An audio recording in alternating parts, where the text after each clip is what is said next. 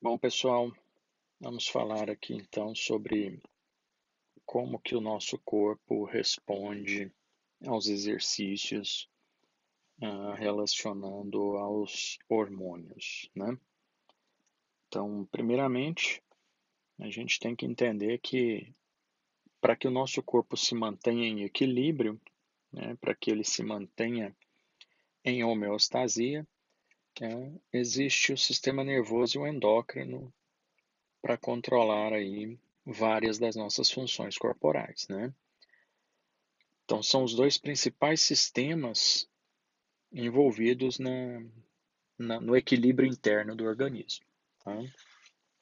À medida que o sistema nervoso detecta que falta algum hormônio, que existe excesso de algum hormônio, ele envia uma resposta para que isso possa ser regulado. Né? Então, o sistema nervoso detecta informações, organiza respostas adequadas e envia respostas, né, através dos órgãos efetuadores ou das glândulas endócrinas, no caso. Né? Isso é chamado de resposta neuroendócrina. O sistema endócrino, então, por sua vez, libera hormônios no sangue e o sangue leva esses hormônios até os tecidos. Né? Então, é o sistema de transporte desses hormônios. O sistema nervoso, né, ele utiliza de neurotransmissores, né, para transmitir as mensagens de um neurônio para outro neurônio, de um nervo a outro, ou de um neurônio a um tecido, né? Então é assim que funciona. Quem assistiu aula comigo de fisiologia humana, né? Nós estudamos placa motora e é justamente esse o trabalho que ocorre, né? Da mesma forma. Então aqui tem um esquema bem ilustrativo desse processo, né? Aqui a gente tem uma célula endócrina, né? Então pode ser, por exemplo, uma célula do pâncreas, pode ser uma célula da hipófise, do testículo, e aí vai, né? De qualquer glândula endócrina do nosso corpo. Aqui a representação de um capilar sanguíneo, né? Então o sangue está fazendo esse trajeto. Né? E aqui de amarelinho aqui, né, são as células alvo, né, que são distantes da glândula endócrina. Pode ser, por exemplo, uma célula muscular aqui, né? Então a gente pode, por exemplo, exemplificar, e todos os hormônios vão funcionar dessa mesma forma, tá? A gente pode exemplificar que isso aqui, por exemplo, seja uma célula do pâncreas, tá? E ele está, nesse momento aqui, liberando esse hormôniozinho aqui. Cada bolinha dessa seria um esqueminha de um hormônio, tá? E poderia ser insulina, né? E essa insulina liberada pelo pâncreas, né, vai cair na minha circulação. Então a insulina está lá, ó, né? Então é o hormônio circulante. Então estou cheio de insulina no meu vaso sanguíneo, tá bom? Está circulando insulina e tal. E aí faz-se necessário, por exemplo, entrar glicose dentro da minha célula muscular. Por exemplo, vou fazer exercício. Né? Essa insulina, então, se liga ao receptor localizado na membrana pós-sináptica, né? Então você está vendo aqui a ligação entre insulina, né, e o receptor específico de insulina, né? Aqui outro esqueminha de ligação, aqui outro esqueminha de ligação, e assim vai. Então, cada tipo de hormônio tem, ou de neurotransmissor, podemos falar assim, todo hormônio é um neurotransmissor, né? Esse hormônio, então, vai se ligar a um receptor específico daquele hormônio, né? E aí a célula vai entrar em ação, porque ela vai despolarizar, né? Então, ela entra em ação. Então, se a gente vai pensando que aqui é uma célula do pâncreas, uma ilhota de Leninger, lá do pâncreas, e ela está liberando insulina, a insulina cai na minha corrente sanguínea e vai sendo levada. Quando ela chega na minha célula-alvo, por exemplo, uma célula muscular, essa insulina se liga a um receptor de insulina, o que abre um canal de glicose. E aí a glicose passa para dentro da minha célula muscular. Pronto, agora aqui dentro eu vou estar cheio de glicose para que possa então ter a produção de ATP e esse ATP posteriormente ser quebrado e usado como fonte de energia, né, a energia liberada dessa quebra, né, servir para atividade física, então, né, nesse caso. Então, essa é um esqueminha bem tranquilo, né, de como funciona o trabalho aí de circulação de hormônios e a ação deles, tá? Deixei aqui um quadro com vários tipos de hormônios, né? Eu faço pausas, pessoal, porque eu estou bebendo água, tá? A garganta está bem irritada nesses últimos dias, então. ah, Nesse quadro, então, aqui você tem aí alguns exemplos de hormônios, tá certo? Então você tem aqui o exemplo de um hormônio esteroide, né? Ou seja, o hormônio gorduroso, né? O esteroide é uma classe de hormônio oleoso, né? Por exemplo, o estrogênio, progesterona, né? Lá do ovário, o testículo, então, produzindo a testosterona, tá? A testosterona também é um exemplo de hormônio esteroide, né? O calcitriol pelos rins, a aldosterona, cortisol, hormônios androgênicos pela suprarrenal, enfim, tem outros vários exemplos, né? Então, esteroide é apenas um exemplo, tá? É uma classe de hormônios, tá certo? Se alguém te perguntar se você tomou esteroide, né, não necessariamente você tomou hormônio, ela é uma classe de hormônios, né? Esteroide é um grupo de gorduras, de óleos, né, que a gente tem. Tiroidianos são outro exemplo, né? Os hormônios da tireoide, T3, T4, são hormônios tiroidianos, que é outra classe. Hormônios gasosos, o óxido nítrico, por exemplo, é um hormônio gasoso, né? Produzido pelas células endoteliais. Células endoteliais, pessoal, são aquelas células da parede interna dos vasos sanguíneos, tá? Essa célula, ela libera um hormônio chamado óxido nítrico, tá? Ela libera esse hormônio quando o sangue gera atrito, né, com essas células, aí eu tenho liberação. Então, quanto maior a pressão do sangue na parede interna, maior a liberação de óxido nítrico, tá? Hormônios aminas, tem muitos, tá bom? Então, deixei alguns aí, nossa aula é de bioquímica, né?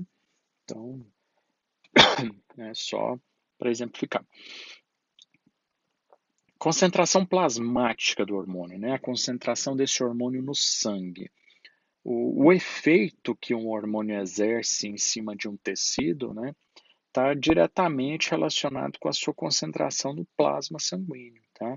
Além disso, também do número de receptores ativos aos quais ele vai poder se ligar, né?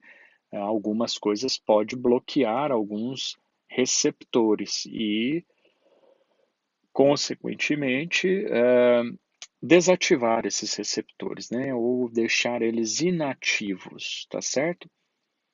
Por exemplo, o álcool presente na bebida alcoólica, né? Ele tem a capacidade de inativar alguns receptores hormonais, né? E aí, consequentemente, não adianta você ter tanto hormônio circulante no sangue, né, que ele não vai conseguir se ligar ao receptor dele, porque aquele receptor vai estar inativado, né?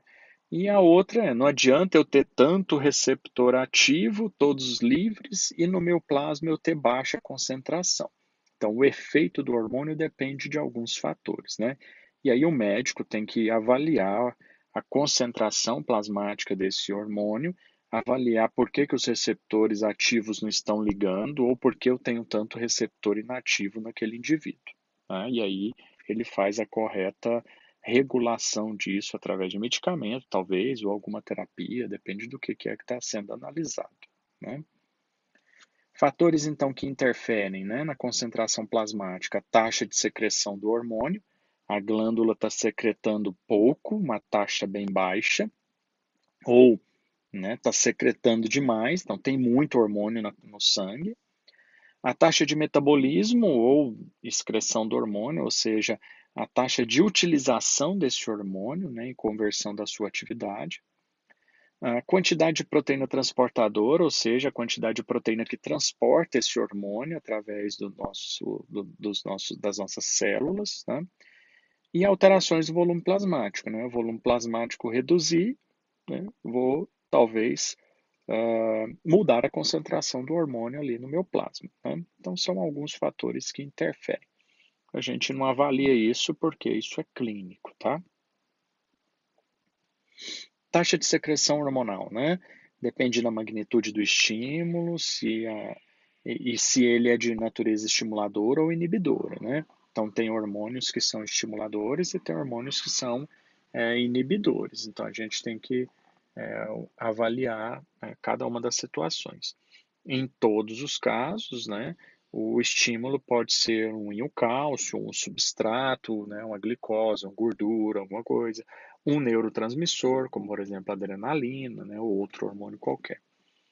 A maioria das glândulas endócrinas fica sob influência direta de mais de um tipo de estímulo, que pode reforçar aquele estímulo ou interferir no efeito do anterior, né? Então, é uma cascata de eventos. Então, a maioria das glândulas endócrinas ela fica sob influência direta de outros estímulos, não só de um, mas de mais de um tipo de estímulo. Então, às vezes, a secreção do hormônio de uma glândula interfere numa outra glândula que interfere naquela que você está avaliando naquele momento, né? Então, não dá para fazer uma relação direta com a quantidade de estímulo que a pessoa está recebendo de uma glândula e levar aquilo como ao pé da letra, né? O médico ele tem que avaliar uma série de alterações para saber o que está acontecendo no corpo desse indivíduo, tá? Então, não dá para generalizar as coisas. Por isso, eu estou sendo, nesse momento, né, bastante superficial. Aqui um exemplo, né? A taxa de secreção hormonal, por exemplo, pâncreas liberando insulina, né? A concentração plasmática de aminoácidos promove um aumento da ação pancreática de liberação de insulina, né? E a insulina, né? Lógico, então você tem um pico de insulina. Se você tem proteína demais na sua alimentação e aumenta a taxa plasmática de aminoácidos liberados da digestão dessa proteína, né? Automaticamente você vai ter um pico de insulina. A concentração plasmática de glicose também promove um aumento da ação pancreática, né? Os neurônios simpáticos promovem uma redução da ação pancreática, consequentemente libera menos insulina.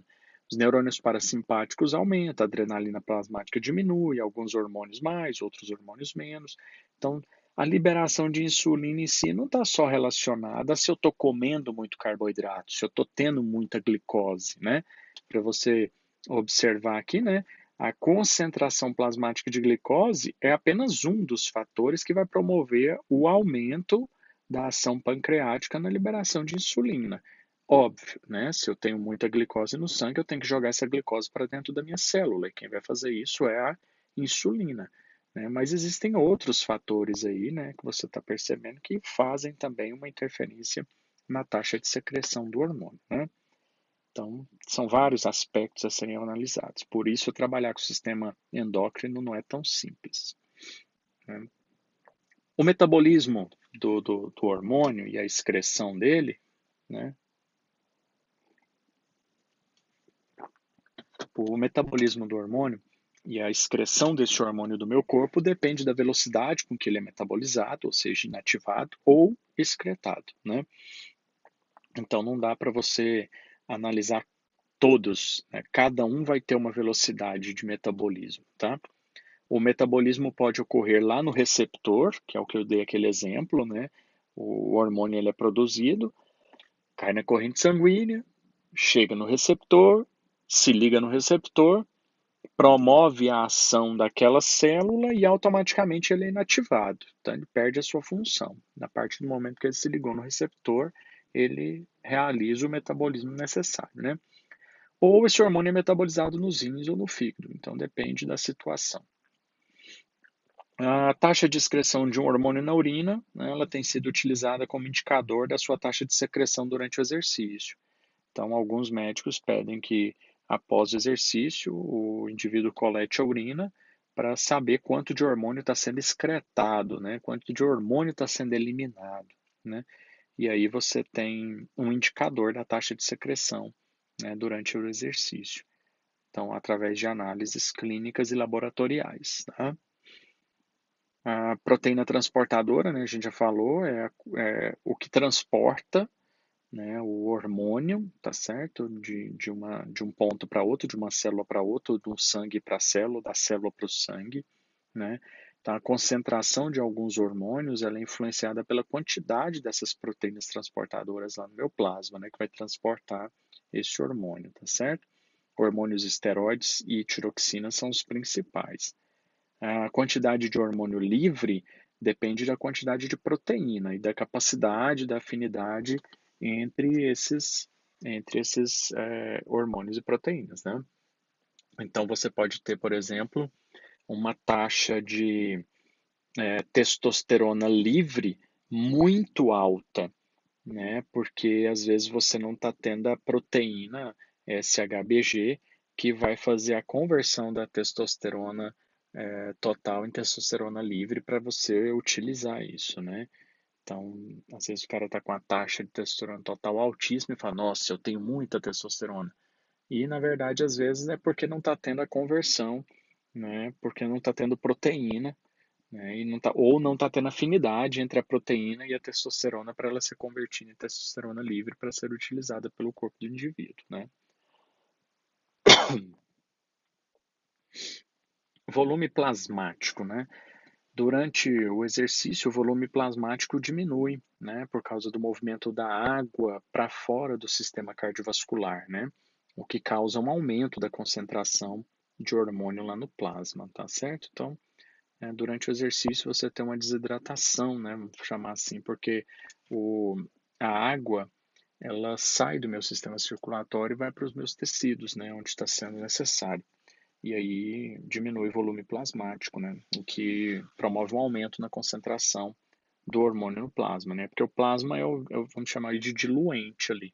Então, quanto menos plasma, mais hormônio. Quanto mais plasma, menos hormônio, e assim vai. Glândulas e hormônios, né, pessoal? Então, aqui eu resumi bastante a questão de que glândula produz qual hormônio, qual é a função ou a ação desse hormônio no nosso corpo e a influência do exercício, né? Aqui então você tem qual é a glândula, né? Então aqui eu estou falando de hipófise, parte anterior da hipófise, parte posterior da hipófise. Aqui nessa coluna os hormônios que essa parte ou a glândula produz, a ação deles e aqui a influência do exercício, né? O que o exercício faz, né? Por exemplo, né? A parte anterior da hipófise, também chamada de adenohipófise, né? Produz esses 6 hormônios aqui, ó, 7 hormônios. E, por exemplo, o GH, né, o HGH, né, que é o HGH Human Grow Up Hormone, né, o hormônio do crescimento humano, né, o famoso GH. O que o GH faz no meu corpo, né? Lipólise, que é a lise dos lipídios, né? Então ele faz a quebra dos lipídios. Gliconeogênese, então gênese, neoglico, né? Gliconeogênese, que é a origem, a formação de uma nova molécula de glicogênio, né? Então gliconeogênese é a produção de glicogênio que acontece no nosso corpo e faz síntese de proteína, né? Então, é um hormônio bem bacana, né? Porque sintetiza proteína, produz proteína, né? Faz proteína no meu corpo, faz glicogênio, que é fonte de energia, né? O glicogênio é um substrato energético importantíssimo para a gente produzir ATP em exercícios de média e longa duração. E quebra gordura, né? Quebra lipídios. Esse é um hormônio bem bacana. E o exercício, olha só o que acontece. O exercício promove um aumento, né, da concentração desse hormônio. né? Então é bacana, né? Fazer exercício, então, aumenta a concentração de GH, né? Então é uma função bem importante aí, né? Ah, eu não vou falar aqui nessa aula porque, né, a gente tem que estar pessoalmente para a gente discutir aspectos de por que que as pessoas estão tomando GH, né? Por que que algumas pessoas aí tomam GH. Vamos fazer apenas a discussão da aula aqui. No dia da tira dúvidas a gente faz isso, tá certo? Vamos lá. TSH, que é o hormônio tireoestimulante, né? Então do inglês vem TSH, Thyroid Stimulate Hormone, né? Ele faz o que? O hormônio estimulante da tireoide. Ele aumenta a produção e secreção de T3 e T4, né? Ou seja, ele vai lá na minha tireoide e estimula a minha tireoide a aumentar a produção e secretar mais T3 e T4, triiodotironina e tiroxina, né? Hormônio bacana. E a gente vai ver depois que esses dois hormônios aqui, ó, eles são responsáveis por aumentar o nosso metabolismo, tá? Ou seja, o conjunto de reações bioquímicas, né, do nosso corpo. E o exercício promove um aumento da liberação de TSH pela minha hipófise, tá? ACTH, que é o Adrenocorticotropic Hormone, o hormônio adrenocorticotrófico, né? Corticotrófico aumenta a síntese e a secreção de cortisol, né? Só que o exercício não tem influência no ACTH, né? A CTH, o adrenocorticotrófico, não sofre ação do exercício, mas é um hormônio bacana, porque aumenta a síntese e aumenta a secreção de cortisol, tá? Cortisol, alguns chamam aí de vilão, mas ele tem benefícios, tá certo? Ah, FSH, que é o Follicle Stimulate Hormone, e o LH, que é o Luteinizante Hormone. Então, é o hormônio folículo estimulante e o hormônio luteinizante, né? Os exercícios promovem uma redução desse FSH e LH da minha hipófise anterior. O que é o FSH e o LH? O hormônio folículo estimulante, né? Ele vai lá no ovário, vai lá no testículo e estimula o desenvolvimento dos gametas. Hormônio folículo estimulante. Então, ele vai lá no testículo, pega uma espermatogônia e estimula o desenvolvimento daquela espermatogônia em espermatozoide, né? Ou vai lá no ovário e pega um ovócito e estimula o desenvolvimento daquele ovócito em até formar um óvulo, né?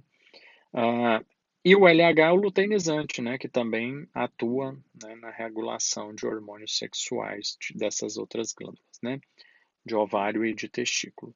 Prolactina, outro hormônio da hipófise anterior, né? A prolactina ela é responsável por aumentar a produção de leite na mulher, né? Então a mulher ela tem um aumento da produção de leite nos momentos finais da gestação, né? E no momento de trabalho de parto e pós-parto, né? O exercício não interfere na liberação de prolactina, ou seja, o exercício não interfere em secar o leite da mulher, né? Então, algumas pessoas ficam falando isso, né? Faz exercício de mais de intensidade não, de força não, vai secar seu leite, né? Não tem nenhuma evidência científica que mostra pra gente que o exercício, né, seca o leite, tá certo? Não interfere. Então a prolactina ela vai lá e aumenta a produção do leite, né? Então não vou ter interferência do exercício nisso. Muito mais questões psicológicas envolvidas do que exercício, tá? Endorfinas, um hormônio muito bacana, né? Porque bloqueia as dores, né? Endorfinas são os hormônios que bloqueiam as dores. Se o exercício aumenta a produção de endorfina, consequentemente, o exercício aumenta o bloqueio de dores, né? Isso é bacana. Você faz um treino, fica todo dolorido, aí no outro dia você pensa assim, essa dorzinha do exercício aqui, eu acho que eu não vou treinar hoje não, tá doendo, né? E fazer o exercício aumenta a liberação de endorfina, então reduz a dor, né? ou bloqueia a dor, reduzindo a minha sensação de dor, né? Hormônio bacana. A parte posterior da hipófise, também chamada de neurohipófise, né, produz dois hormônios.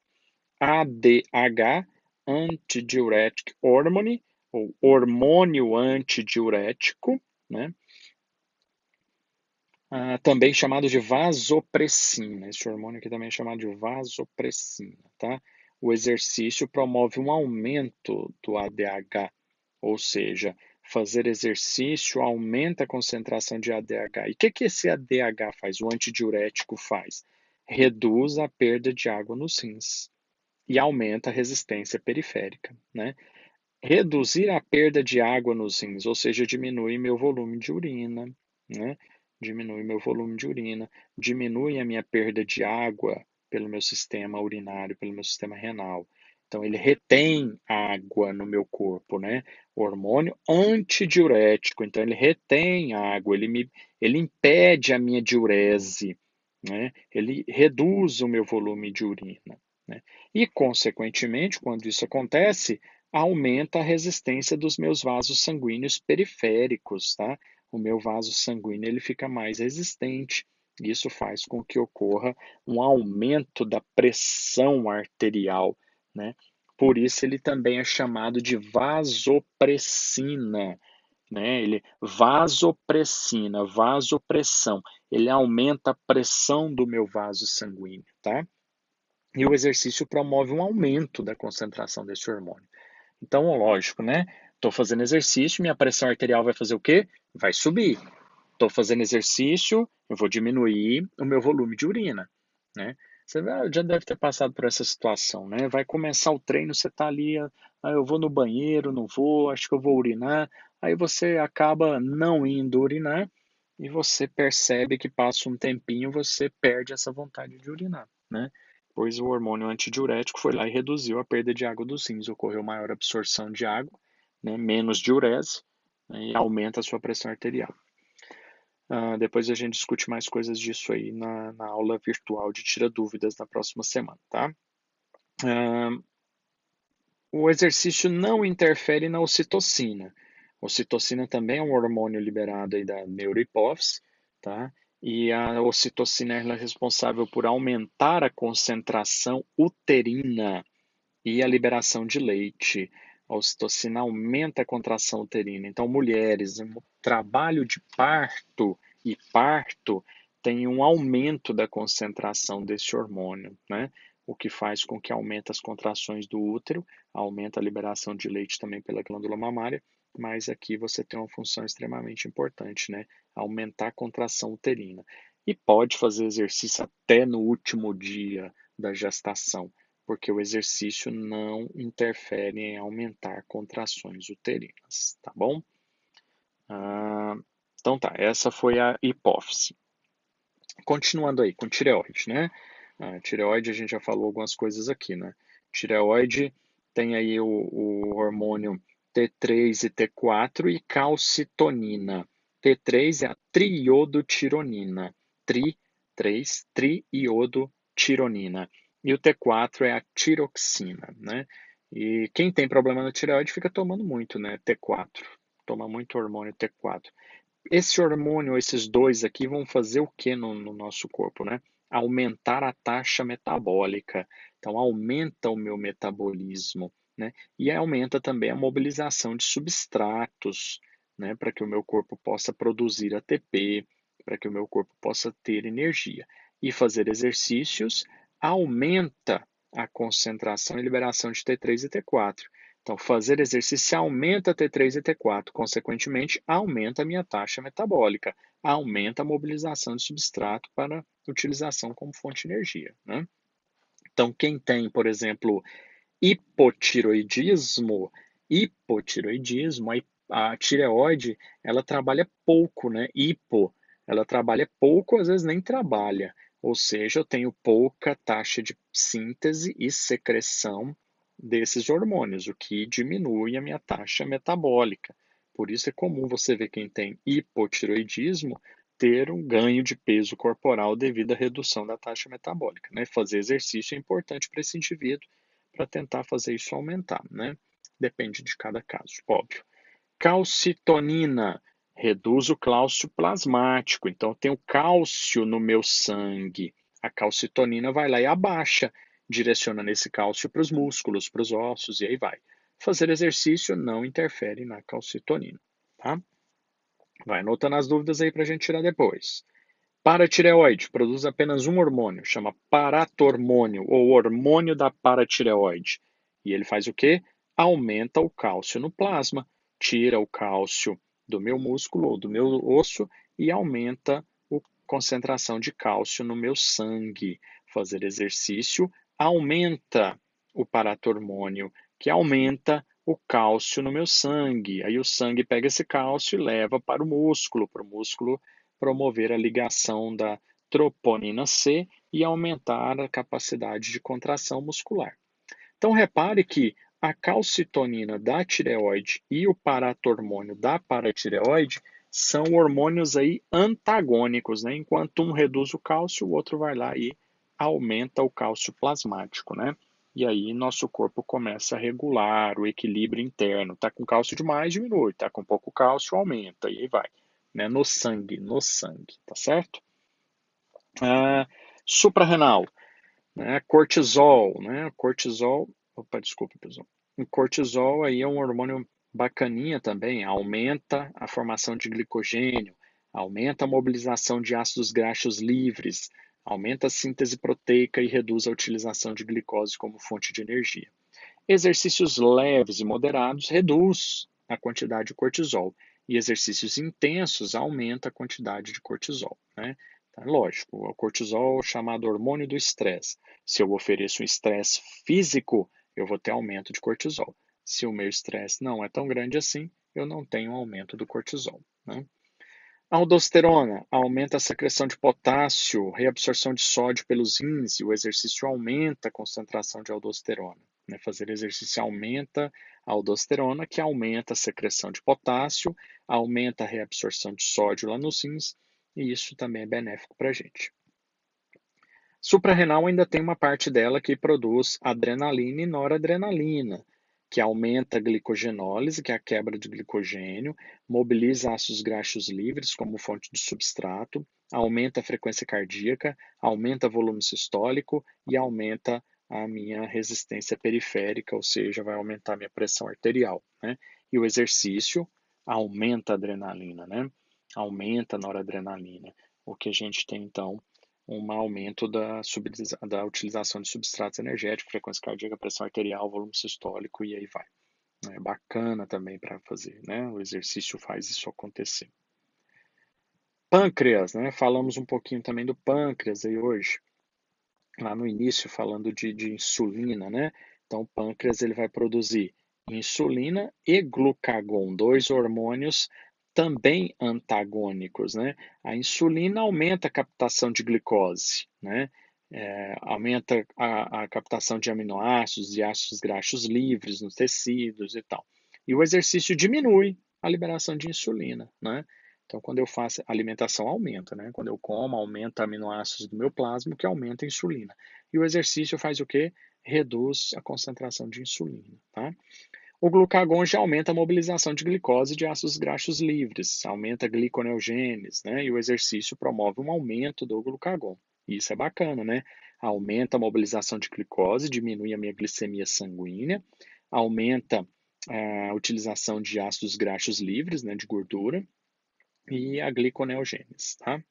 Então, são hormônios aí antagônicos nesse sentido. Enquanto a insulina mobiliza a glicose, né, mobiliza a glicose para dentro da célula, o glucagon mobiliza a glicose para os meus tecidos usarem, né, como fonte de energia. Testículo e ovário. Testosterona, síntese proteica, né, características sexuais secundárias, impulso sexual, desejo, né, libido e produção de esperma. Tá? O exercício promove um pequeno aumento, assim como do hormônio sexual feminino, estrogênio também, pequeno aumento. Então, fazer exercício não vai produzir muita testosterona, pouquinha coisa, tá? O estrogênio é a mesma coisa. Só que o estrogênio é diferente, ele aumenta a deposição de gordura, né? Aumenta a deposição de gordura no corpo da mulher, aumenta as características sexuais secundárias, né? Trabalha nas características sexuais secundárias e o desenvolvimento do óvulo, né? Então são os hormônios sexuais aí, né? Que o exercício promove um pequeno aumento dos dois. Tá certo, pessoal? Glândulas e hormônios, tá bom? Controle hormonal da mobilização do substrato, né? A intensidade do exercício, a duração do exercício, vai controlar o tipo e a velocidade de utilização de substratos, né? Então, exercícios extenuantes, exercícios intensos, eu vou usar mais carboidrato, né? Então, o hormônio que vai fazer os hormônios é o nosso controle hormonal que mobiliza o substrato, né? Exercício moderado, de baixa intensidade, e ou moderado ou prolongado, aumenta, né, a utilização da gordura como fonte de energia, tá certo? O glicogênio muscular é o principal substrato no início e durante a maioria dos exercícios, tá? Independente do tipo de exercício. Qualquer exercício que você for fazer, o glicogênio que está lá no meu músculo, ou seja, aquele polissacarídeo animal, glicogênio que está lá no meu músculo, é o principal substrato no início e durante a maioria de todos os exercícios, tá? A intensidade e a duração do exercício é que interfere, né, na taxa de utilização do glicogênio, tá? Às vezes você tem um exercício pouco intenso, muito leve ou moderado, você começa utilizando glicogênio e ele baixa demais. E aí você vai começar a usar mais gordura como fonte de energia, mas não tem problema não. O glicogênio é o que vai ser utilizado. Agora, quanto mais intenso for o exercício, maior é a utilização do glicogênio muscular. Né? E na grande parte dos exercícios intensos, né, vou até mobilizar glicogênio lá do meu fígado para ser usado como fonte de energia. Então, a degradação do glicogênio ela é muito maior em exercícios intensos. Né? Aqui um gráfico mostrando isso para a gente, né? A depressão, né? O desgaste do glicogênio, né? Durante o tempo de exercícios, tá certo? Então aqui você tem de 0 a 120 minutos, né? 2 horas de exercício, né? E aqui você tem nesse quadradinho a porcentagem do VO2 máximo. Então, exercício muito intenso, né? 120% do VO2 máximo, ou seja, um HIIT, alta intensidade. Você está lá com depleção de glicogênio zero e ela puff, cai absurdamente, abruptamente, né? Agora, exercícios com 30% do VO2 máximo, olha só o que acontece, né? Estou com zero desgaste de glicogênio, 0,5, 10, desgaste de 10 milimoles, né, de glicogênio por quilograma menos 1 de peso úmido do indivíduo. E vai chegando ali a 20 milimoles, né? Então você tem isso. Aí exercícios intensos, mas não acima do VO2 máximo, né? 90% do VO2 máximo, cai rapidamente e tende uma estabilidade, né? Os exercícios moderados com 75, olha só, vai caindo bastante, né? Onde eu mais utilizo o glicogênio como fonte de energia, né? De moderado para intenso. E ainda depende do tempo também do exercício, né? Então vai anotando aí as dúvidas para a gente ir tirando, tá certo?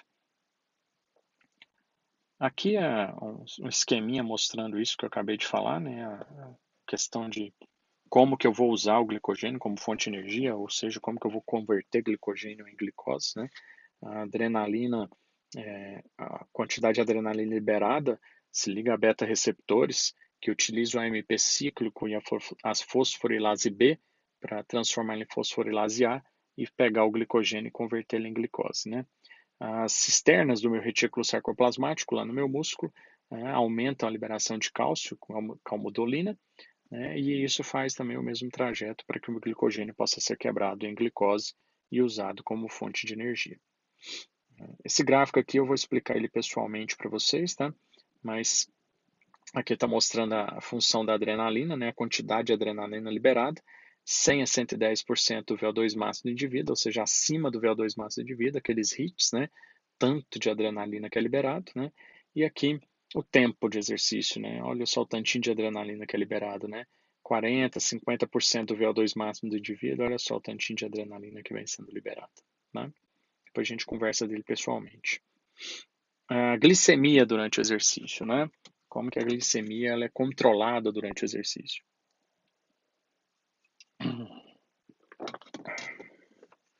Concentração plasmática de glicose, né? Tem indivíduos que têm uma glicemia alta, né? A glicose fica lá no plasma sanguíneo, fica lá no sangue e não é levada para dentro da célula. Isso não é interessante em algumas situações, né? Indivíduos sedentários com uma taxa glicêmica alta, né? Isso é prejudicial. Então, glicemia é a concentração plasmática de glicose, né? Quanto de glicose está no sangue do indivíduo? Ah, isso aí tem que ser controlado, né? E durante o exercício, né, a gente vai fazer um controle dessa glicose, né, para manter os nossos estoques hepáticos de glicogênio. Então, eu faço exercício, eu gasto glicose, eu gasto glicogênio. Aí, o que que a glicose faz? Mobilizo glicose dos estoques hepáticos, né, de glicogênio que eu tenho para que eu possa continuar fazendo exercícios, né? A mobilização de ácidos graxos livres no plasma do tecido adiposo para economizar a glicose plasmática e manter ela estabilizada. Gliconeogênese a partir de aminoácidos, lactato, glicerol, né, para poder manter a glicose plasmática. E até mesmo bloquear a entrada de glicose na célula, né, forçando os ácidos graxos como fonte de substrato, né, para ocorrer a produção de energia, né. Deixei aqui um esqueminha, né, para você visualizar, né. Então, estou aqui, ó, cortisol, faço exercício, né? Estou fazendo exercício, aumenta cortisol, porque o exercício é um estresse físico. Esse cortisol vai lá no meu tecido adiposo, tira o triglicerídeo, quebra ele, né? O ácido graxo, então, vai ser usado como fonte de energia. O ácido graxo sai do meu tecido adiposo e cai aqui na minha corrente sanguínea, tá certo? Ácido graxo aumentado aqui na minha corrente sanguínea, né? Ah, e a glicose, né? A glicose que está aqui na minha corrente sanguínea também, ela vem para cá, né? Ela tende a entrar para dentro do meu músculo, né? Dentro dos meus tecidos, para ser usada como substrato para formar ATP. Só que à medida que eu aumento o meu cortisol, né? Eu tenho um aumento do ácido graxo no meu sangue. E quando isso acontece, ocorre um bloqueio da entrada de glicose aqui na minha célula, tá certo? Nos meus tecidos. Consequentemente, a glicose vai ficar mantida no meu sangue, né? E dessa forma, o meu tecido vai aumentar a oxidação de ácido graxo para gerar ATP durante o exercício, né? Então, por isso que durante o exercício, a glicemia ela é mantida, né? Eu não, eu não abaixo a quantidade de glicose durante o exercício. A minha glicose no sangue ela é mantida justamente porque o cortisol elevado faz com que o tecido adiposo libere mais ácidos graxos para o sangue e esse ácido graxo entra no tecido para sofrer a oxidação, né? E quando isso acontece, né, ocorre o bloqueio da entrada de glicose para dentro do meu tecido, estabilizando e mantendo estável a glicemia do indivíduo durante o exercício, tá? Bom, pessoal, eu espero que a gente possa ter, então, né, tirado, explicado aí alguma coisa disso, né? Isso é o que eu faço durante a aula, né? Só que durante a aula surgem muitas perguntas de sistema endócrino, então esses 30, 40 minutos que eu estou falando aqui passa de 2 horas quando estou em sala de aula, tá?